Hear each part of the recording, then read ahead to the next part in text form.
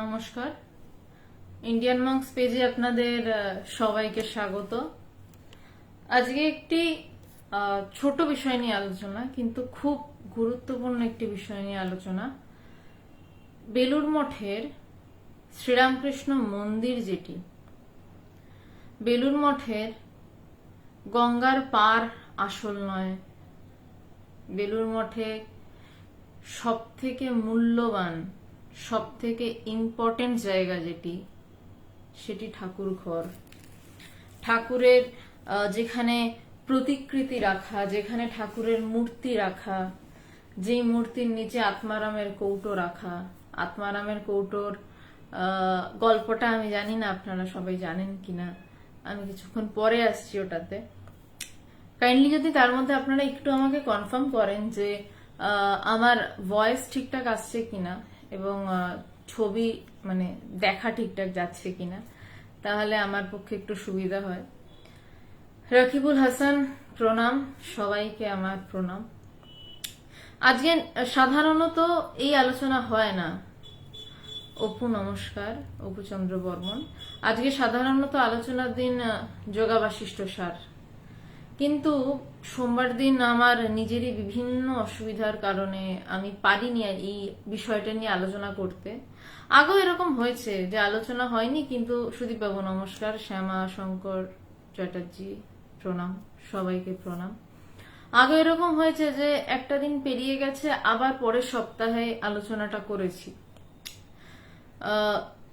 অভিজিৎ নন্দী প্রণাম, মলি আলাপন চ্যাটার্জি প্রণাম, সবাইকে প্রণাম। বেশ মলি, ঠিক আছে। কিন্তু আজকের যে আলোচনাটা এতটাই অন্য ধরনের, এবং ঠিক কিছুদিন আগেই আমার বেলুড় মঠে হঠাৎ, অনেক বছর প্রায় কোভিডের মধ্যে তো যার প্রশ্নই ওঠে না, হঠাৎ করে একটা কারণে হঠাৎই আচমকা যাওয়া এবং সেখানে পুরনো ঠাকুর ঘরটা দেখা, এবং তো সেই নানান কারণে, এবং তারপরে অদ্ভুতভাবে এই টপিকটা এসে হাজির হলো। রূপন প্রণাম। এই টপিকটা হঠাৎ এসে হাজির হলো স্বামী শিশু সংবাদে। আমরা তো জানি না কিসের পর কি টপিক আসে, কারণ মানে আমি নিজেও জানি না, কারণ ধারাবাহিকভাবে চলে। তো সেদিন ওই ঠাকুর ঘর দেখার পরে এমন একটা টপিক এলো, এবং সোমবার পারলাম না আলোচনাটা করতে। তো আজকে মনে হলো আলোচনাটা না করলে বোধহয় আমার অসুবিধা হচ্ছে। তো যেটা বলছিলাম, বেলুড় মঠে অনেক কিছু রয়েছে, আমি কোনো জায়গাকেই ছোট করছি না।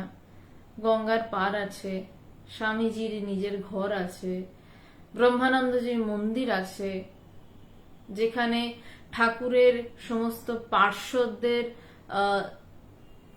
মরদেহে অগ্নিসংযোগ করা হয়েছিল, চিতা যেটাকে বলি আমরা, সেই জায়গা, সেই পবিত্র স্থান আছে। মাকে যেখানে অগ্নিসংযোগ করা হয়েছিল সেই জায়গা আছে, স্বামীজিকে যেখানে অগ্নিসংযোগ করা হয়েছিল সেই জায়গা রয়েছে। এখনের সাধুদের কোয়ার্টার্স রয়েছে, এখন বিভিন্ন অনেক কিছু রয়েছে, প্রেসিডেন্টস কোয়ার্টার রয়েছে, প্রেসিডেন্ট মহারাজ যেখানে থাকেন সেই জায়গা রয়েছে, সব রয়েছে। কিন্তু সব থেকে ইম্পর্টেন্ট জায়গা কোথায়? বেলুড় মঠে গিয়ে সব থেকে ইম্পর্টেন্ট জায়গা ওই ঠাকুরের ঘর, যেখানে ঠাকুর বসে রয়েছেন, নির্বিকার বসে রয়েছেন। তার সামনে লোক আসছে যাচ্ছে, ধ্যান করছে, উঠছে, সন্ন্যাসীরা আসছেন যাচ্ছেন, ঠাকুর নির্বিকার বসে রয়েছেন এবং সমস্ত কাজ চলছে শুধু সেই জায়গাটাকে কেন্দ্র করে। আমি যদি খুব ভুল না করে থাকি, আমি হিস্ট্রিতে ভীষণ কাঁচা, তাই জন্য মানে মাধ্যমিকের পর যখন আমার জীবন থেকে হিস্ট্রি এবং জিওগ্রাফি গেছিল, আমি কোনো সাবজেক্টকে অপমান করছি না, আমি আমার নিজের অক্ষমতাটুকু বলছি। মনে হয়েছিল একটু গঙ্গা জলে গিয়ে স্নান করে আসি, কারণ আমি একদম সাল মনে রাখতে পারি না। হ্যাঁ, মলি, বেলুড় মঠে ঠাকুরের আত্মারাম রয়েছে, আমি সেই জায়গাতে আসছি। তো আমার সালে গোলমাল হতে পারে, একটু পারলে কেউ ঠিক করে দেবেন। 1938 সাল নাগাদ বা তার আগে বা পরে কিছু একটা, ওই মন্দির, নতুন যে মন্দিরে গিয়ে আমরা বসি, সেই মন্দির প্রতিষ্ঠিত হয়। এবং একজন শিষ্যের কর্তব্য কি? ঠাকুর স্বামীজিকে দায়িত্ব দিয়েছিলেন সবাইকে একসাথে বেঁধে রাখার মানে দড়ি দিয়ে বাঁধা বা কোনো সম্পর্কের বাঁধনে বাঁধা নয়, ঠাকুরের সব শিষ্যদের একসাথে ভালোবাসার বাঁধনে বেঁধে একটা সংঘ প্রতিষ্ঠা করতে, যে সংঘ সারা বিশ্বকে নতুন কিছু দেখাবে, নতুন কিছু স্বাদ দেবে। স্বামীজি সেই কাজটি করেছিলেন, বেলুড় মঠ প্রতিষ্ঠা হলো। আজকে আমার ব্যক্তিগত প্রোফাইলের স্টোরিতে, এই যখন মানে আমার স্টোরিতেই নর্মালি টপিকটা থাকে, সেই টপিকে আমি ইচ্ছা করে একজন বিদেশিনীর গাওয়া খণ্ডভব বন্ধন গানটি দিয়েছিলাম। কেন দিয়েছিলাম? কারণ এটা আমার অত্যন্ত লজ্জার বিষয় বলে মনে হয় যে যখন বেলুড় মঠ তৈরি হয়েছিল, আমার জানা মতে 2 টাকা চাঁদা সব বাঙালিরা মিলে দিয়েছিলেন। আজকে বাঙালিদের ভিড়ে বেলুড় মঠে মাঝে মধ্যে দাঁড়ানো দায়। খুব জোর 2 টাকা, তার খুব বেশি কিছু হবে না। মূল টাকা এসেছিল স্বামীজির বিদেশি ভক্তদের কাছ থেকে। তাই আমি আমার স্টোরিতে বিদেশি একজন ভক্তের খণ্ডনভব বন্দন গানটি দিয়েছিলাম। তারা দিয়েছিলেন, এমন তো নয় যে আমাদের সামর্থ্য ছিল না, বাঙালির সামর্থ্য ছিল না। রাজা মহারাজা প্রচুর ছিল, তারা পায়রার বিয়ে দিতেন, বিড়ালের বিয়ে দিতেন, পায়রা উড়িয়ে টাকা ওড়াতেন। যদি আপনারা সুনীল গাঙ্গুলির সেই সময় পড়েন, বাবুগিরি দেখতে পাবেন কাকে বলে। সেখান থেকে 2 টাকা উঠেছিল। যাই হোক, কিছু বলার নেই। তো সেই জায়গা তো স্বামীজি তার কর্তব্য করেছেন। প্রথম সংঘ, বেলুড় মঠের জমি পাগলের মতন খেটেছেন, উন্মাদের মতন খেটেছেন। আমি স্তম্ভিত হয়ে গেছি। স্বামীজি নিজের বলা চিঠিতে এক জায়গায় রয়েছে যে এমনও এক একদিন গেছে আমাকে এই পাহাড় পর্বতে শীতে ঠেলে পায়ে হেঁটে গিয়ে আমাকে 7-8টা করে লেকচার দিতে হচ্ছে দিনে। এইভাবে তিনি টাকা জোগাড় করেছিলেন বেলুড় মঠের জন্য। দিনে 7-8টা আধ্যাত্মিক লেকচার, ভাবতে পারেন? স্বামীজির সেই আধ্যাত্মিকতা, কোন চূড়ায় বসে থাকেন সেখান থেকে নেমে এসে দিনে 7-8টা লেকচার, কমসে কম এক একটা লেকচার দিতে তার কিছু না হলেও 40 মিনিট সময় দিত। কতক্ষণ ধরে একটা মানুষ কথা বলতেন? কেন না, ঠাকুর তাকে দায়িত্ব দিয়েছিলেন। আর অনেককে দেখি দিনে 1 ঘন্টা কথা বলতে গেলে তাদের প্রচুর প্রবলেম হয়ে যায়। আমি বুঝি না, স্বামীজির আধ্যাত্মিকতা বেশি না তাদের আধ্যাত্মিকতা বেশি? তাদের সামান্য কাজ করতে হলে তাদের সমস্যা হয়ে যায়, মনে হয় তারা সমাধিস্থ থাকতে পারলেই খুশি হয়। আমার দেখা আছে এরকম মানুষ। আমি বুঝি না, স্বামীজির আধ্যাত্মিকতার থেকেও কি আমাদের অনেকের আধ্যাত্মিকতা বেড়ে গেছে, বেশি হয়ে গেছে? স্বামীজি পাগলের মতন খেটে বেলুড় তৈরি করলেন। এরপর যথার্থ শিষ্যের প্রথম মাথায় যেটা আসা উচিত তাই স্বামীজির মাথায় এলো। তাই স্বামীজির মাথায় এলো যে আমি ঠাকুরের মন্দির কেমন করে বানাবো। কারণ যিনি সবকিছুর কেন্দ্রস্থল।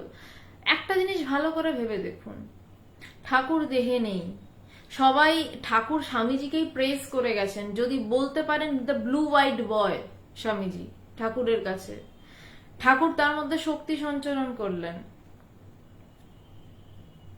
স্বামীজিকে সবাই মানেনি, অনেক টর্চার সহ্য করতে হয়েছে, তাহলেও মানতে বাধ্য হয়েছে। কারণ স্বামীজি এতটাই বড় হয়ে গেছিলেন, এতটাই দুর্দান্ত জায়গায় পৌঁছে গেছিলেন। স্বামীজি কি পারতেন না যে শ্রীরামকৃষ্ণ মঠ মন্দির নাম না দিয়ে স্বামী বিবেকানন্দ মঠ মন্দির নাম দিয়ে দিতে? স্বামীজি কি পারতেন না সমস্ত কিছু নিজের নামে করতে? করলেন না। তিনি সব গুরুর নামে করলেন। তিনি শ্রীরামকৃষ্ণ মিশন তৈরি করলেন। যথার্থ শিষ্যের কাজই এটা, তার পরিচয় এটা যে সে কতটা গুরুগত প্রাণ। আমি আমার গুরু ভগবানকে দেখে একটা জিনিস শিখেছি, স্বামীজিকে তো আমি দেখিনি, আমি আমার গুরুকে দেখেছি। আমার গুরুদেব তার যে সংগঠন প্রতিষ্ঠা করলেন, ইন্টারন্যাশনাল বেদান্ত সোসাইটি, অনেক খাটা, অনেক কিছু, অনেক ঝড়ঝঞ্ঝা পেরিয়ে সেই সংগঠনের প্রতিষ্ঠা। সেই প্রতিষ্ঠা কোন দিন করলেন না, তার গুরুদেবের জন্মদিনের দিন, 19 নভেম্বর। কেন করলেন? বলেন যে আমি চাই গুরুদেবের জন্মদিনটা অক্ষয় হয়ে থাক। ভগবানকে আমি দেখেছি যে ভগবানের খুব ইচ্ছা ছিল মেয়েদের আশ্রম হোক। প্রথম মেয়েদের আশ্রম আমাদের হয় বেনারসে, ইন্টারন্যাশনাল বেদান্ত সোসাইটির প্রথম রেজিস্টার্ড মেয়েদের আশ্রম বেনারস। পবিত্রানন্দজির ইচ্ছা ছিল মেয়েদের আশ্রমের নাম হবে শ্রীরামকৃষ্ণ তপবন। আমি অবাক হয়ে গেছি যে ভগবানের তো নিজেরও কোনো ইচ্ছা থাকতে পারতো যে আমি অন্য একটা নাম দেব। তিনি প্রথম মহিলা আশ্রমের নাম দিলেন শ্রীরামকৃষ্ণ তপবন। সরি, শ্রীরামকৃষ্ণ তপবন কি বলছি আমি, বেনারসের মেয়েদের আশ্রমের নাম শারদেশ্বরী তপবন, ভুল বলেছি আমি। শ্রীরামকৃষ্ণ তপবন পবিত্রানন্দজির আশ্রমের নাম ছিল। পবিত্রানন্দজির ইচ্ছা ছিল যে একটি মেয়েদের আশ্রম হবে এবং তার নাম হবে শারদেশ্বরী তপবন। ভগবান সেই নাম রাখলেন। স্বামীজিকে তো দেখিনি, কিন্তু গুরুগত প্রাণ হলে কি হয় সেটা আমি ভগবানকে দেখেছি। তো তেমনই স্বামীজির ভাবনায় প্রথম এলো যে আমি ঠাকুরের একটা বড় মন্দির নির্মাণ করব। এবার স্বামী শিশু সংবাদ পড়ছি তো, মানে আগেও পড়েছি, এখন আরো ডিটেলসে পড়তে হচ্ছে, মানে আরো গভীরভাবে পড়ছি, কারণ প্রত্যেকটা লাইন নিয়ে ব্যাখ্যা চলছে। তো মাঝে মধ্যে আমার মনে হতো যে এই ঠাকুর ঘরটা তো ছিল না, অন্য ঠাকুর ঘর তো একটা ছিল, মানে যে এই ঠাকুর ঘর কথা বলা হয় যে একটি ঠাকুর ঘরে স্বামীজি বসলেন, দীক্ষা দিচ্ছেন শরৎচন্দ্র চক্রবর্তীকে, প্রথম 5 জন সন্ন্যাসীর দীক্ষা হচ্ছে, সেটা কোথায়? এবার ন্যাচারালি আমরা সবাই বেলুড় মঠ যাই কখন না, সন্ধ্যাবেলা প্রেয়ারের সময়। আমিও তাই, মানে যখন যাই, আমি খুব খুব কম যাই, যাওয়া প্রায় হয়েই ওঠে না, কিন্তু গেলে সন্ধ্যাবেলা যাই, কারণ প্রেয়ারটা শুনতে ভালো লাগে। সেদিন আচমকাই সকালবেলা, মানে ঠিক যাবো বলাটা ভুল, যেন নিয়ে যাওয়া হলো আর কি, ঘটনাচক্রে গিয়ে পড়লাম। তো প্রথমে আমি আলোচনা করছি যে স্বামীজির ভাবনাতে স্বামীজি কি ব্যাখ্যা করেছিলেন, যে কেমন স্বামীজি ঠাকুরের মন্দির তৈরি করবেন। তিনি নানান দেশ ঘুরেছেন, নানান দেশের নানান স্থাপত্য বিদ্যা, নানান স্থাপত্য কলা এক করে তার সাথে আধ্যাত্মিকতাকে মিশিয়ে, দেখবেন যে উপরের জায়গাটা ডোমের মতন, বাইরের যে থামগুলো রয়েছে সেই থামগুলোর রোমান ক্যাথলিক স্টাইল, যে ডোম স্টাইল রয়েছে, গির্জা স্টাইল, যেখানে ইকো হচ্ছে একটা অদ্ভুত ভাবে। স্বামীজি, আমি অবাক হয়েছি, শুধু স্বামীজি যে ভাবছেন এটা নয়, শুধু তখনই বসে ভাবছেন তা নয়, স্বামীজি বিভিন্ন দেশ ঘুরছেন এবং তার কাছে তখন কানাকড়ি নেই, বেলুড় মঠে জমি তৈরি নেই, কিন্তু তখন তার মাথায় খেলছে প্রত্যেকটা জায়গা থেকে ঠাকুরের মন্দির যখন তৈরি করব তখন এমন করব। এমন শিষ্য কোথায়? সাধে ঠাকুর স্বামীজিকে এত ভালোবাসতেন না। স্বামীজির, বারবার আবারও বলছি, স্বামীজির শুধু ওই মুহূর্তের চিন্তা নয় যে ঠাকুরের মন্দির এমন বানাবো। স্বামীজি প্রত্যেকটা দেশ যখন ঘুরছেন, স্বামীজির ভিতরে সবসময় ঠাকুরের চিন্তা। স্বামীজি দেশ ঘুরছেন, যে কোনো ভালো কিছু দেখছেন, তিনি ভাবছেন ঠাকুরের মন্দির তৈরি করতে এমন করব। তার মানে তার ভিতরে ওই চিন্তা ছাড়া, ঠাকুরের চিন্তা ছাড়া আর কোনো চিন্তাই স্থান পায়নি। একদিনকে বিরাটির আশ্রমে, মায়ের বাড়িতে, ইন্টারন্যাশনাল বেদান্ত সোসাইটিতে বসে আমি অনেক অনেক পুরনো পত্রিকা ঘাটছি আশ্রমে বসে বসে। হঠাৎ একটা লেখা বেরিয়ে এসছে ভগবানের, সেটা প্রায় বোধহয় 1994-95 সালের একটা পুরনো ম্যাগাজিন। সেই ম্যাগাজিনে লেখা রয়েছে ভগবানের একটা অদ্ভুত কথা। বলছে যে, আমি কথাটা আগেও বলেছি, আমি আবারও রিপিট করছি, বলছেন যে যখন অদ্বৈত তখন তুমি, আর যখন দ্বৈত ভাব তখন তুমি এবং গুরু। সুতরাং কোনো অবস্থাতেই, দ্বৈত বা অদ্বৈত, কোনো অবস্থাতেই তুমি আর গুরু ছাড়া কেউ নেই। আমি আবারও রিপিট করছি, বলছে যখন অদ্বৈত, এটা ভগবানের লেখা, আমি পেয়ে চমকে গেছিলাম। বলছে যখন অদ্বৈত মানে দুই নেই, তুমি একাকার, মিশে গেছো, তখন শুধু তুমি। যখন দ্বৈত তখন তুমি এবং গুরু। সুতরাং কোন অবস্থাতেই তুমি এবং গুরু ছাড়া আর কারোর কোনো অস্তিত্বই নেই। স্বামীজির যথার্থভাবে সেটা হয়েছিল। স্বামীজি বিভিন্ন দেশ ঘুরছেন এবং ভাবছেন, দেখছেন এভাবে ঠাকুরের মন্দির তৈরি করব। তো এবার আমি স্বামী শিষ্য সংবাদে ঢুকছি, তারপর আমার ব্যক্তিগত যে ব্যাপারটা হয়ে, মানে ব্যক্তিগত যে যা দেখেছি আমি বেলুড়ে গিয়ে কয়েকদিন আগে সকালে, সেটা নিয়ে আমি বলছি, পুরনো ঠাকুর ঘর নিয়ে। আপাতত স্বামীজির ভাবনায় যে ঠাকুর ঘর, সেইটা নিয়ে আলোচনা হোক। তারপরে আলোচনা এখন যে ঠাকুর ঘর সেইখানকার কি বৈশিষ্ট্য, তারপর পুরনো ঠাকুর ঘরে আমি আসছি। সরি। কার সাথে আলোচনা করছেন স্বামীজি? না, রণদা বাবু। আপনারা আগেই জানেন রণদা বাবুকে জুবিলিয়ার্ড একাডেমির অধ্যাপক এবং প্রতিষ্ঠাতা, মানে তিনিও একজন খুব বড় শিল্পী। তার সাথে অনেক রকম আলোচনা হয়েছে। স্বামীজি একজন শিল্পীকেও ঘুরিয়ে কিভাবে আধ্যাত্মিকতা নিয়ে আলোচনা করাতে পারেন সেটা আমরা আলোচনা করেছি, আমরা আর যাচ্ছি না। স্বামীজি থেকে কালিদা মাদারের ফটো আঁকতে বলেছিলেন, তিনি সেটা হাফ করেছিলেন, তা পুরোটা করতে পারেননি। এরপর স্বামীজি বলছেন, অতঃপর স্বামীজি ভবিষ্যতে শ্রী রামকৃষ্ণ মন্দির যেভাবে নির্মাণ করিতে তাহার ইচ্ছা, তাহারই একখানি চিত্র আনাইলেন। স্বামীজি এঁকেওছেন চিত্রখানি। স্বামী বিজ্ঞানানন্দ স্বামীজির পরামর্শ মতন অঙ্কিত করেছিল, কারণ স্বামী বিজ্ঞানানন্দ যে সিভিল ইঞ্জিনিয়ার ছিলেন সেই সময়কার, তো সিভিল ইঞ্জিনিয়ার স্বামীজি কল্পনা যা বলেছেন তিনি সেটা এঁকেছেন স্বামীজির পরিকল্পনা মতো, সেই চিত্রটা এনেছেন। চিত্রখানি রণদাবাবুকে দেখাইতে দেখাইতে বলিলেন, এই ভাবি মঠ মন্দিরটির নির্মাণে প্রাচ্য ও পাশ্চাত্য যাবতীয় শিল্পকলার একত্র সমাবেশ করবার আমার ইচ্ছা আছে। প্রসঙ্গত জানিয়ে রাখি, স্বামীজি এই এখন আমরা যে মন্দিরে গিয়ে বসে এই মন্দির স্বামীজি দেখে যেতে পারেননি। 1938-এ যত দূর সম্ভব, আমি ভুলও বলতে পারি, তার এদিক ওদিক হবে, খুব বেশি এদিক ওদিক নয়। স্বামীজি তো 1902-তে দেহ ছাড়লেন, দেহ ত্যাগ করলেন। 1938 সালে এই মন্দির তৈরি হলো এবং স্বামীজিরই প্ল্যানে স্বামীজির ছবি এঁকে দিয়েছিলেন, সেইভাবে বিজ্ঞানানন্দজি কিন্তু এই মন্দির তৈরি করলেন। তো বলছেন যে এই ভাবি মঠ মন্দিরটির নির্মাণে প্রাচ্য এবং পাশ্চাত্য দেশে এবং বিদেশের যে যাবতীয় শিল্পকলার একত্র সমাবেশ করার আমার ইচ্ছা আছে। বলছে দুটো শিল্পকে মেলানোর আমার ইচ্ছা রয়েছে। আমি পৃথিবী ঘুরে গৃহশিল্প সম্বন্ধে যত সব আইডিয়া নিয়ে এসেছি তার সবগুলি এই মন্দির নির্মাণে বিকাশ করার চেষ্টা করব। স্বামীজি বলছে, আমি যত জায়গা ঘুরেছি সেখানে যা যা ভালো কিছু দেখেছি সে সব তার গুরুর পায়ে অর্পণ করবে বলে সেই মন্দির তৈরি করতে চাইছে। তার সবগুলি এই মন্দির নির্মাণে বিকাশ করবার চেষ্টা করব। বহু সংখ্যক জড়িত স্তম্ভের উপর একটি প্রকাণ্ড নাট মন্দির তৈরি হবে।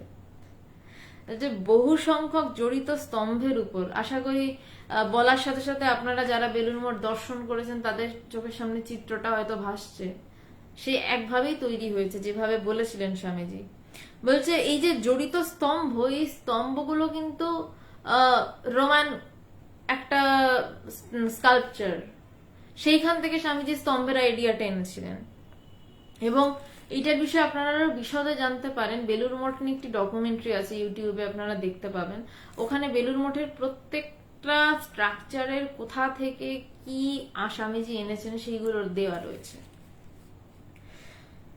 যে বহু সংখ্যক জড়িত স্তম্ভের উপর একটা প্রকাণ্ড নাট মন্দির তৈরি হয়েছে। নাট মন্দির মানে যেখানে মানুষ গিয়ে বসতে পারবে ঈশ্বরের সম্মুখে। উহার দেওয়ালে শত সহস্র প্রফুল্ল কমল ফুটে থাকবে। বলছে তার দেওয়ালে শত সহস্র, যে মানে শয়ে শয়ে হাজারে হাজারে ফোটা পদ্ম ফুল, সহস্রারে পদ্ম ফুল ফুটে ওঠে, মানে বলে আর কি সহস্রারে পদ্ম কমল যোগের ভাষাতে। বলছে সেখানে মানে পূর্ণ জ্ঞান, বলছে সেই সহস্র পদ্ম কমল ফুটে থাকবে প্রতীকী হিসাবে। হাজার লোক যাতে একত্রে বসে ধ্যান জপ করতে পারে, নাট মন্দিরটি এমন বড় করে নির্মাণ করতে হবে। আমি যে ঠিক আইডিয়া নেই ওই যে নাট মন্দির রয়েছে, 1000 লোক না হলেও 500 লোক তো আরামসে বসতে পারবে আমার যা মনে হয়। যে 1000 লোক যাতে একসাথে বসে ধ্যান জপ করতে পারে, যে চিন্তা বড় রাখো। স্বামীজি 1000 লোকের চিন্তা করে এই নাট মন্দিরের কথা ভেবেছেন। নাট মন্দিরটি এমন বড় করে নির্মাণ করতে হবে।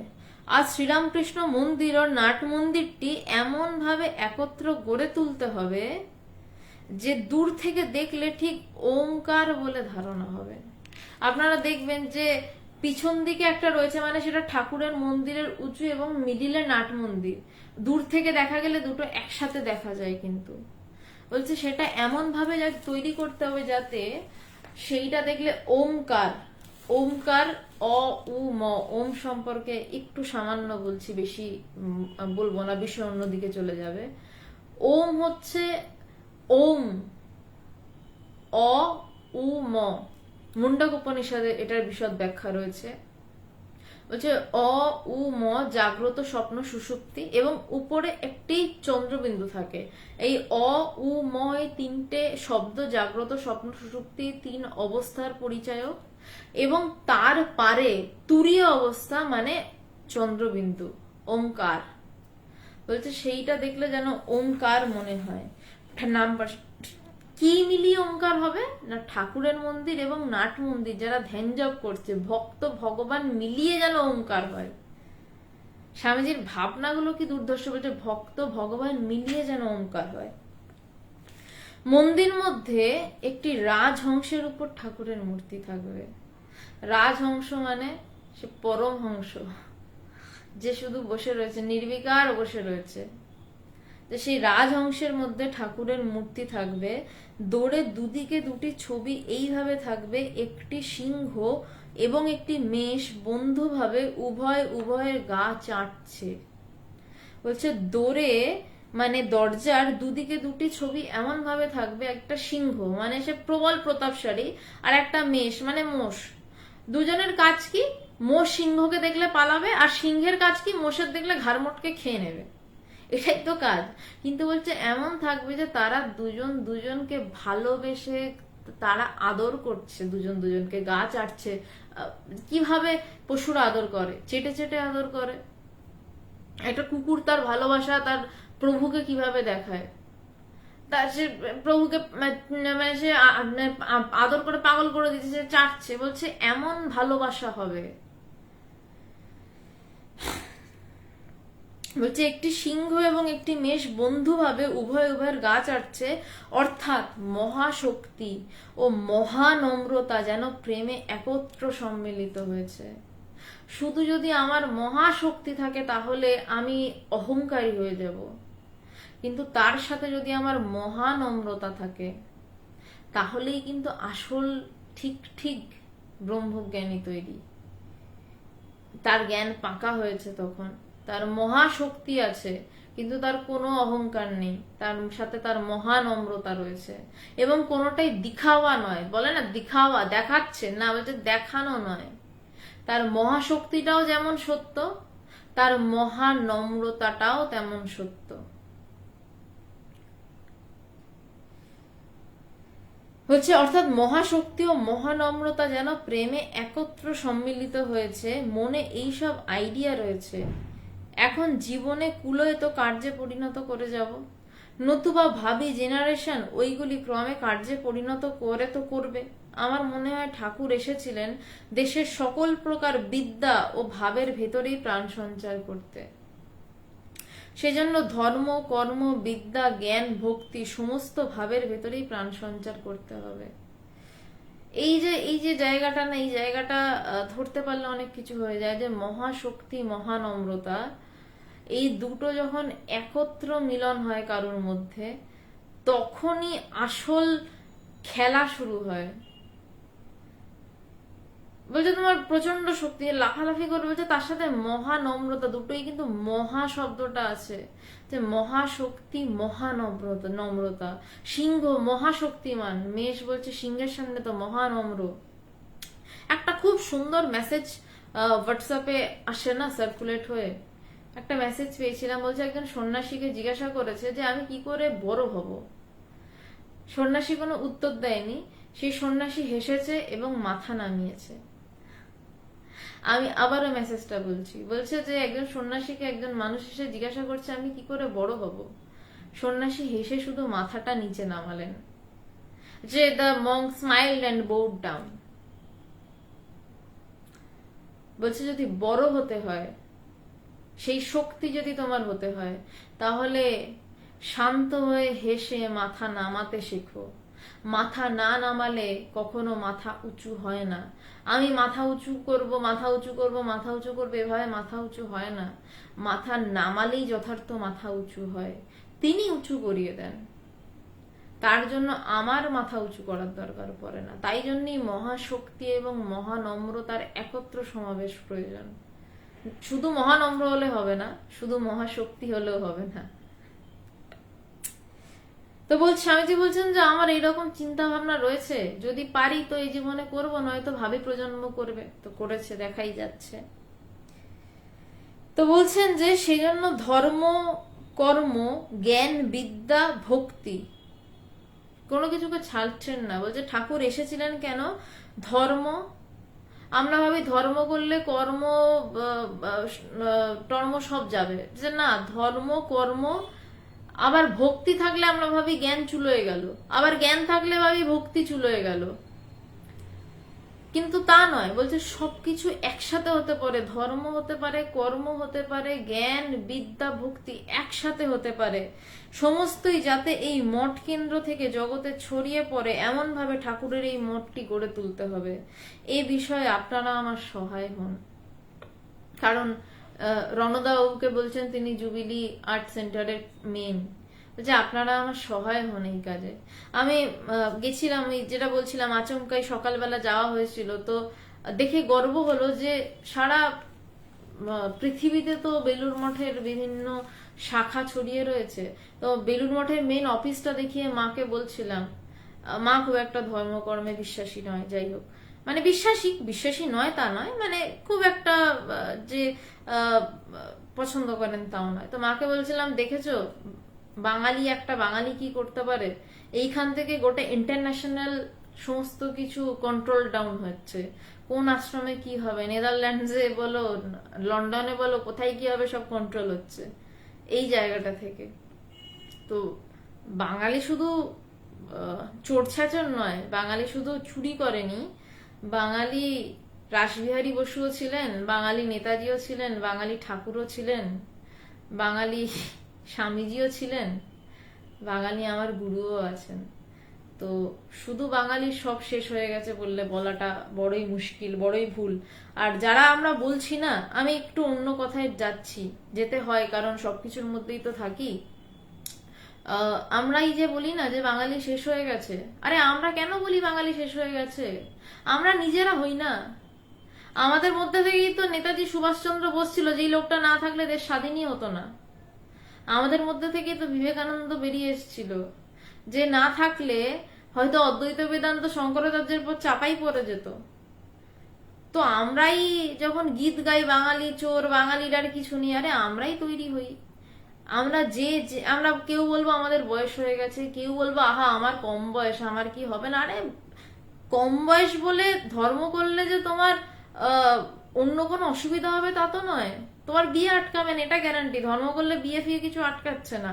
আবার বুড়ো বয়স হয়ে গেছে বলে কিছু পারবো না তাও নয়, যেদিন থেকে পারো সেদিন থেকে শুরু করো। বাঙালি কিছু শেষ হয়নি, এই মুহূর্ত থেকে শুরু করলে এই মুহূর্ত থেকে শুরু করা যায়।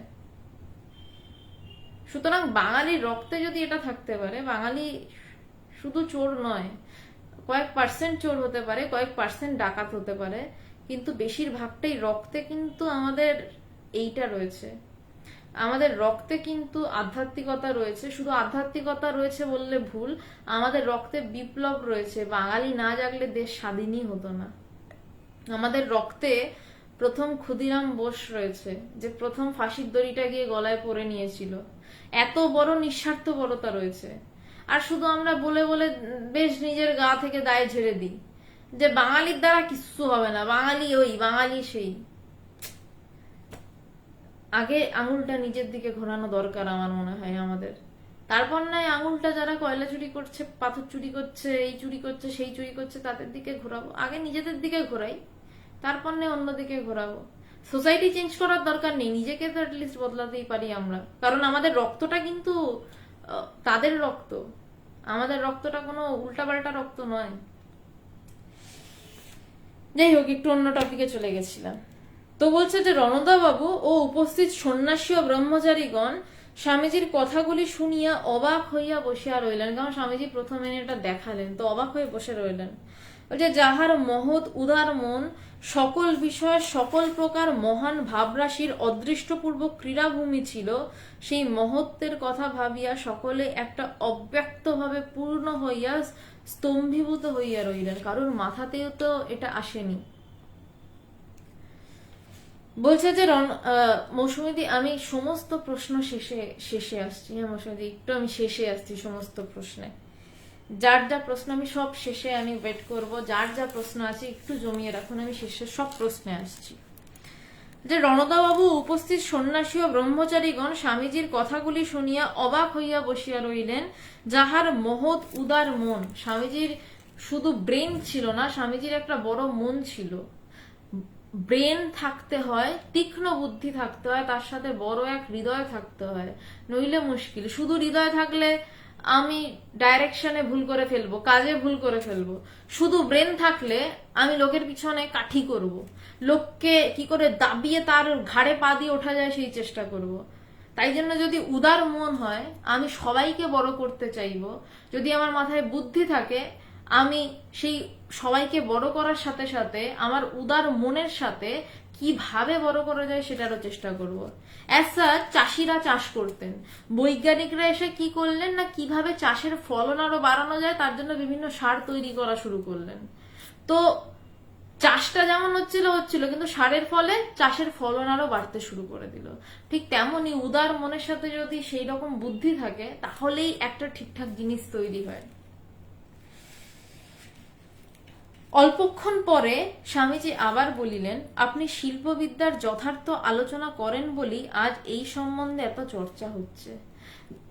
রণদা বাবু মানে তিনি তো মানে একজন প্রতিষ্ঠাতা জুবিলিয়ার্টের, তো বোঝাই যাচ্ছে তিনি শিল্প ছাড়া কিছু বোঝেন না, তিনি শিল্পটাই প্রচন্ড ভালোবাসেন। তো বলছেন যে আপনি শিল্পবিদ্যার যথার্থ আলোচনা করেন বলি আজ ওই সম্বন্ধে এত চর্চা হচ্ছে, আজকে সেটা নিয়ে এত কিছু চর্চা হচ্ছে। শিল্প সম্বন্ধে এতকাল আলোচনা করে আপনি ওই বিষয়ের যা কিছু সার ও সর্বোচ্চ ভাব পেয়েছেন তাই এখন আমাকে বলুন। এই হচ্ছে স্বামীজি। সে সন্ন্যাসী, সে এত কিছু জানে, সে সমস্ত দেশ ঘুরে সমস্ত শিল্পকলা সংগ্রহ করে এনেছে। সে মহান নম্রতার সাথে বলছে যে আপনি ওই বিষয়ের যা সার এবং সর্বোচ্চ বুঝেছেন তাই একটু আমাকে বলুন। কদিন আগের আলোচনাতে আমরা দেখতে পাবো স্বামীজি এমন শিল্পের কথা বলেছিলেন, এই রণদাবাবুই স্বামীজিকে বলেছিলেন যে আপনার থেকে একটু শিল্প শিক্ষা করব। এই হচ্ছে মহান নম্রতা। আর স্বামীজি যখন তাকে কালিদা মাদারের ফটো আঁকতে বলছেন, যখন বলছেন যে ভাব প্রকাশ ঠিকভাবে করো, কোনো মানে প্রাচ্য পাশ্চাত্য শিল্প নিয়ে আলোচনা করছেন, সেটা হচ্ছে মহাশক্তি। এই ছোট্ট ঘটনাতেই মহাশক্তি এবং মহানম্রতা একসাথে দেখা যাচ্ছে। রণদাবাবু বলছেন, মহাশয় আমি আপনাকে নতুন কথা কি শোনাবো, আপনি ওই বিষয়ে আজ আমার চোখ ফুটিয়ে দিলেন। শিল্প সম্বন্ধে এমন জ্ঞানগর্ভ কথা এ জীবনে আর কখনো শুনিনি। আশীর্বাদ করুন আপনার নিকট যে সকল ভাব পেলাম তা যেন কার্যে পরিণত করতে পারি। আমি যতদূর স্বামীজির জীবনী সম্পর্কে ঘেটেছি, স্বামীজি দারুণ গান গাইতেন, শাস্ত্রীয় সঙ্গীত, দারুণ পখওয়াজ বাজাতেন, দারুণ তবলা বাজাতেন, ফাটিয়ে লাঠি চালাতেন, তরোয়াল চালাতেন, ডাম্বেল ভাজতেন। কিন্তু শিল্প স্বামীজি দারুণ আঁকতেন এমন কিছু শুনিনি। কিন্তু জ্ঞান এমনই করতে পারে একটা মানুষকে, ব্রহ্ম জ্ঞান, যে তার সব দিক খুলে যায়। কারণ যা দিয়ে তিনি লাঠি খেলছেন, যা দিয়ে তিনি তরোয়াল চালাচ্ছেন, যা দিয়ে তিনি কি বলবো শাস্ত্রীয় সঙ্গীত গাইছেন, সেই জায়গাটা যখন তার পাকা, তার শিল্পের জ্ঞান তো এরকমই হবে। তো তাই রণদাবাবু বলতে বাধ্য হচ্ছেন যে আপনি আমার চোখ ফুটিয়ে দিলেন, আপনি আশীর্বাদ করুন যে আপনার থেকে যেসব ভাব পেলাম তা যেন কার্যে পরিণত করতে পারি। অতঃপর স্বামীজি আসন হইতে উঠিয়া ময়দানে ইতস্তত বেড়াইতে বেড়াইতে শিষ্যকে বলিলেন, ছেলেটি খুব তেজস্বী। শিষ্য বলছেন, মহাশয় আপনার কথা শুনিয়া অবাক হইয়া গিয়াছে। এবার নারদাবাবু বলছি, রণদাবাবু আর নেই, তো স্বামীজি আর শিষ্য কথা বলছেন যে ছেলেটা খুব তেজস্বী। বলছে, মহাশয় আপনার কথা শুনে অবাক হয়ে গেছে। স্বামীজি শিষ্যের ওই কথার কোনো উত্তর না করিয়া আপন মনে গুনগুন করিয়া ঠাকুরের একটি গান গাইতে লাগিলেন। এই স্বামীজি যে কোনো অবস্থাতে তার মনে ঠাকুর ছাড়া আর কিছু নেই। আমি তো ছিলাম না ঠাকুর স্বামীজির সময়, আমি যতদূর সম্ভব নিশ্চিত স্বামীজি বোধহয় বেলুড় থেকে হাজারবার দক্ষিণেশ্বরের দিকে খালি তাকিয়ে একটাই কথা ভাবতেন যে কত কি না ঘটেছিল ওখানে।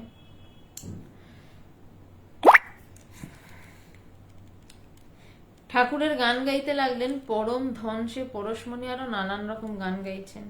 এইরূপে কিছুক্ষণ বেড়াইবার পর স্বামীজি মুখ ধুইয়া শিষ্য সমভি বেহারে উপরে নিজের ঘরে প্রবেশ করিলেন এবং এনসাইক্লোপিডিয়া ব্রিটানিকা পুস্তকের শিল্প সম্বন্ধীয় অধ্যায়টি কিছুটা পাঠ করিলেন।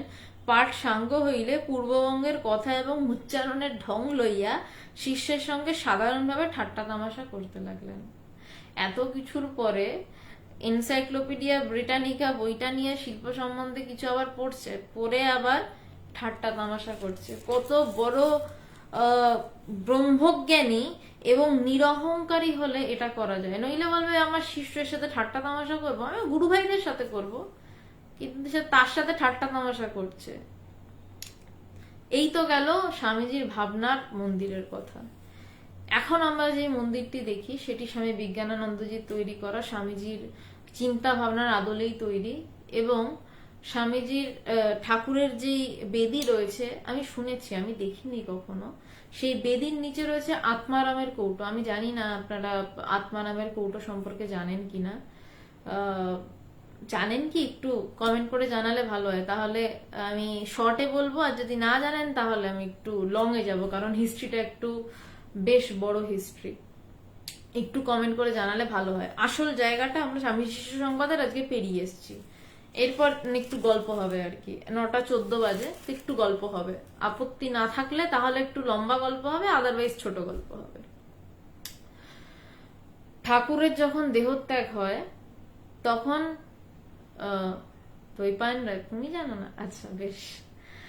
ঠাকুরের যখন দেহত্যাগ হয় সেই সময় স্বামীজিরা কতগুলো বাচ্চা বাচ্চা ছেলে, কেউ কিছু মানে শিক্ষিত ছেলে, কিন্তু কেউ কিছু তো করে না, কারণ সবাই তো ঈশ্বরীয় পথে যাবে বলেই রেডি হয়ে বসে রয়েছে।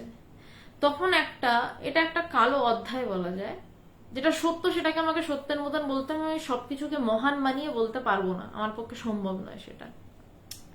স্বামীজির মানে স্বামীজিরা সন্ন্যাসী শিষ্যরা, মানে যারা সন্ন্যাস নেবে, তারা একটা দল হয়ে গেল এবং গৃহস্থরা একটা দল হয়ে গেল। ঠাকুরের কাছে গৃহস্থ এবং সন্ন্যাসী মানে এই সর্বত্যাগী ছেলেরা দুদলই আসতেন। তো এবার সেই গৃহস্থের দলের মধ্যে অবশ্যই বলরাম বাবু ছিলেন না, গিরিশ বাবু ছিলেন না, সুরেন্দ্রনাথ মিত্র ছিলেন না, এবং মূল বলতে বাধা নেই আমার, বদমাইশিটা করেছিলেন রামদত্ত। রামদত্ত ছিলেন, রামদত্ত বা রামবাবু, যোগোদ্যান মঠ যিনি তৈরি করেন, এবং পরে এখন যোগোদ্যান মঠ বেলুড়েরই আন্ডারে চলে গেছে। তো তিক্ত সত্য, আমাকে তিক্তভাবেই বলতে হবে, আমি ভদ্রভাবে বলতে পারবো না। ঠাকুর চলে গেছেন, সেই সময় ঠাকুরের অস্থি ভস্য নিয়ে সন্ন্যাসী শিষ্য এবং গৃহস্থ শিষ্যরা মারামারি করছে। সন্ন্যাসী শিষ্যরা বলছে, তাদের কথা এক প্রকার ঠিকই, তারা বলছেন যে আমরা তো ঠাকুরের জন্য সব ছেড়েছি, আমরা তাকে পুজো করব। এবার গৃহস্থরা তো মানে সন্ন্যাসী যারা রয়েছে তারা তো সন্ন্যাসী মানে তারা তখন ঠাকুর গেরুয়া দিয়ে গেছিলেন, কাপড়টা দিয়ে গেছিলেন।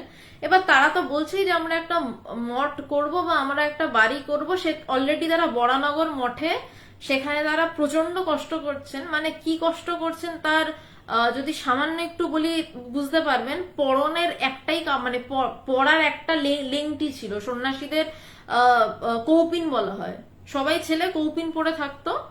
দেওয়ালে একটা পেরেকের মধ্যে একটা শুধু কি বলবো একটা শাল মানে ওই কাপড় ঝুলতো।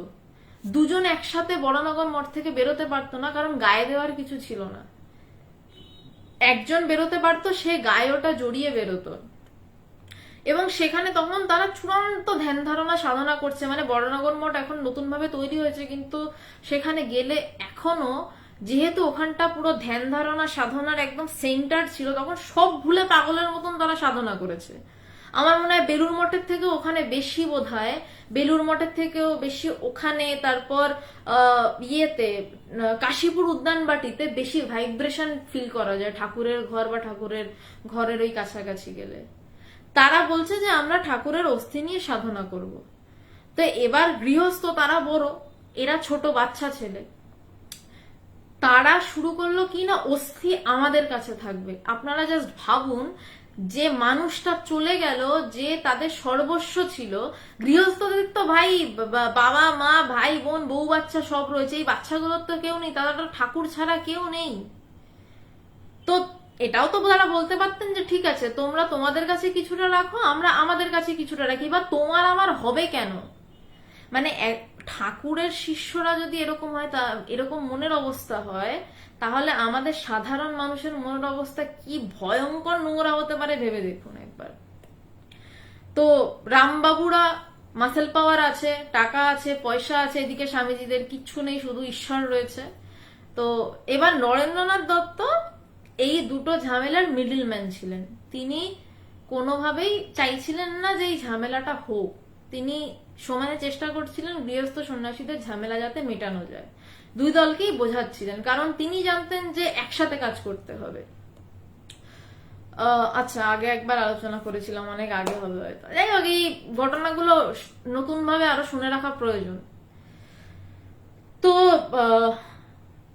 যিনি মেন ভীষণ অ্যাগ্রেসিভ ছিলেন, তো রামবাবু যেটা করলেন যে ঠাকুরের পুরো অস্থিটা নিয়ে নিজের কাছে রেখে দিলেন এবং যথাবিহিত পুজো আচ্চাদি করছিলেন, নিজের কাছে রেখে দিলেন। তো শারদা মা একটা প্রচন্ড যন্ত্রণাকাতর কথা বলেছিলেন, আমার প্রচন্ড মানে গায়ে লেগেছিল কথাটা শুনে। মা বলছেন যে এমন সোনার মানুষটা চলে গেল আর তোমরা অস্থি নিয়ে মারামারি করছো। মানে কতটা যন্ত্রণার হতে পারে? ঠাকুরের শিষ্য, নিজের শিষ্য, পার্শ্বদ তাদের মধ্যে রয়েছে। আবারও বলছি, গিরিশবাবু, বলরাম বাবু, সুরেন মিত্র এনারা ছিলেন না এটার মধ্যে। আর নরেন্দ্রনাথ চেষ্টা করছিল দুই দলের ঝামেলা মেটাতে, কিন্তু বাকি সন্ন্যাসী শিষ্যরা একদম স্থির যে আমরা অস্থি নেব, কারণ তাদের তো ওইটাই সম্বল, নেই তো আর কিছু, তাদের ঠাকুর ছাড়া কিছু নেই। আর রামবাবুরা বলছে না ঠাকুর আমাদের সম্পত্তি, কেন না ঠাকুরের তাদের অহংকার আছে, ঠাকুরের শেষ বয়সের যে সমস্ত বাড়ি ভাড়া তারা দিয়েছেন, অনেক কিছু তারা করেছেন। নাগমহাশয়ের মধ্যে ছিলেন না। তো নিরঞ্জন, স্বামী নিরঞ্জনানন্দ, তিনি কি করলেন, তিনি এতটাই অ্যাগ্রেসিভ ছিলেন, তিনি রাত্রিবেলা টালির চাল সরিয়ে, রামবাবুর বাড়ির টালির চাল সরিয়ে, তার কিন্তু ভদ্র, পুরো অস্থিটা তুলে নিয়ে চলে আসতে পারত, করেননি। কিছুটা অস্থি নিয়ে চলে এলেন, এক প্রকার চুরি বলা যেতে পারে। বেশ করেছিলেন। মানে কিছুতেই দিচ্ছে না ভদ্রভাবে যে ঠাকুরের কিছু আমাদের কাছে থাক, যা আমরা সব ছাড়লাম। তো টালির চাল সরিয়ে কিছুটা অস্থি নিয়ে চলে আসে। এবং তারপর যাই হোক, স্বামীজিরা নিজেদের মধ্যে কি কথা বলেছিলেন, আর আমি তো ছিলাম না, তোর বিশদে যাচ্ছিও না, যেটুকু জানি তা আর বলার দরকার নেই। এবার যেটা হয়েছিল, স্বামীজিরা সবাই গোল হয়ে বসে, এবং স্বামীজি বলেছিলেন যে ওরে, এর মধ্যে ঠাকুর আছে, এটা তোরা সবাই এক চিমটা করে হলেও খা, ঠাকুর আমাদের শরীরে মিশে যাবেন। এবং তারা প্রত্যেকে সেই অস্থিভস্য এক চিমটা করে নিয়ে খেয়েছিলেন, এবং বাকি যে অস্থিভস্য সেটিকেই একটি কৌটোতে ভরা হয়েছিল, সেই কৌটোটির নাম আত্মারামের কৌটো। এবং যেইটুকু অস্থি, নিরঞ্জনানন্দ যে টালির চাল এবং সাথে বোধহয় আরো এক দুজন ছিল বাচ্চা ছেলেরা, ওরা গিয়ে ওইভাবে তুলে এনেছিল, সেইটি বেলুর মঠের ঠাকুরের আসনের নিচে রক্ষিত থাকে। এবং বিশেষ কয়েকটি দিনে সেই আত্মারামের কৌটোকে বের করা হয়। এবার আত্মারামের কৌটো কতটা অথেন্টিক, এবার স্বামীজির সবকিছুই পরীক্ষা করতে লাগে, অবশ্যই করবেন। তো স্বামীজির একদিন মনে হয়েছে যে আত্মারামের কৌটো, দেখি তো ঠাকুর তুমি আছো কিনা, আত্মারামের কৌটে তোমার অস্তিত্ব আছে কিনা।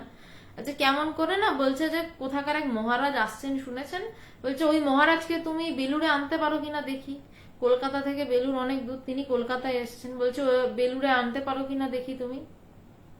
বলে স্বামীজি ভুলে গেছেন, ভুলে গিয়ে স্বামীজি কোন এক কাজে বাইরে চলে গেছেন। মঠে এসে শুনছেন বললো আমার টাইম লিমিটও বোধহয় একটা কি দিয়ে দিয়েছিলেন, 7 দিন না 10 দিন কি একটা টাইম লিমিট দিয়ে দিয়েছে ঠাকুরকে।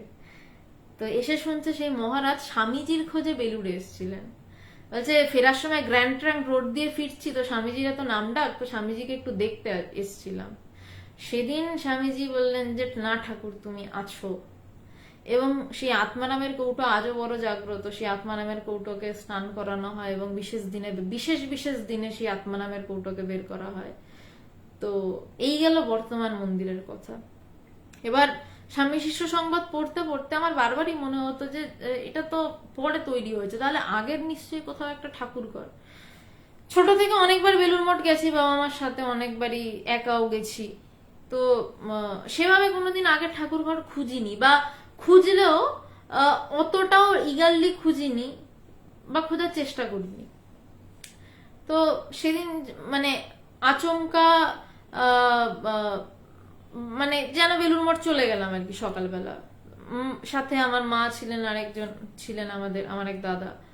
তো তাকে, যেই দাদা গেছিলেন তিনি প্রথম বেলুড় দেখতে গেছেন, তো তাকে নিয়ে আমি সব জায়গাগুলো ঘোরাচ্ছি। এখন যেমন স্বামীজির ঘর বন্ধ থাকে, ওঠা যায় না, তখন তো এমন ছিল না। তো ওকে বাইরে থেকে দেখাচ্ছি, দেখো এটা স্বামীজির ঘর, এটা আম গাছ, এখানে স্বামীজি বসতেন। তো দেখাতে দেখাতে হঠাৎ আমার, এটা আমি আপনাদেরকে বলে রাখছি যারা লাইভটি শুনছেন এবং যারা পরে লাইভ শুনবেন, আপনারা অতি অবশ্যই ওই জায়গাটা দর্শন করবেন। হঠাৎ আমার মানে স্বামীজির ঘরটা তো এইরকম, আর পাশের একটা এইরকম মানে একটু গ্যাপ দিয়ে আম গাছের নিচে এইরকম একটা বিল্ডিং রয়েছে। আমি চাইনি দেখতে, যেন হঠাৎ আমার চোখ পড়লো যে এইটি পুরাতন মন্দির, এইটি পুরাতন ঠাকুর ঘর। স্বামীজির ঠাকুরের পরে মা এবং স্বামীজি যাদের দীক্ষাদান করেছেন এবং ঠাকুরের যে পার্শ্বদ 7 জন শিষ্য, তারা সবাই এই মন্দিরেই দীক্ষাদান করেছেন। আমি না দেখে চমকে গেছি। আমি দেখতে চাইনি, সত্যি আমি জেনুইনলি বলছি, আমি দেখতে চাইনি, খুঁজতেও যাইনি সেদিনকে। আমি না ইতস্তত করছি। এবার মানে বেলুড় মঠে সিকিউরিটি থাকে, তো বকাঝকা দেয়। তো এবার সামনে ওটা দেখছি যে সিকিউরিটি, সকালে সাধারণত কেউ থাকে না। দাদা উঠবো? বলছে হ্যাঁ ওঠো। তো উঠলাম। প্রথম বিশ্বাস করবেন না, ওই ঠাকুর ঘর আমি প্রথম দেখলাম, কি দুর্ধর্ষ ভাইব্রেশন ওই ঠাকুর ঘরের, কল্পনার বাইরে। মানে আপনারা, আমার ঘরটা আমি দেখাতে পারবো না কারণ খুবই অগোছালো ঘর। এই ঘরটার থেকেও একটা ছোট ঘর, ঠাকুরের একটা বিশাল প্রতিকৃতি রাখা। ঘরে মনে হচ্ছে যেন থমথম করছে একটা পবিত্রতা, একটা অসম্ভব পবিত্রতা। অদ্ভুত সুন্দরভাবে মানে ফুল দিয়ে, জবা ফুল দিয়ে ঠাকুরের ফটোটা সাজানো, ঠাকুরের একটা মানে বড় মানে ফটো রাখা, এবং একটা ছোট্ট ঘর।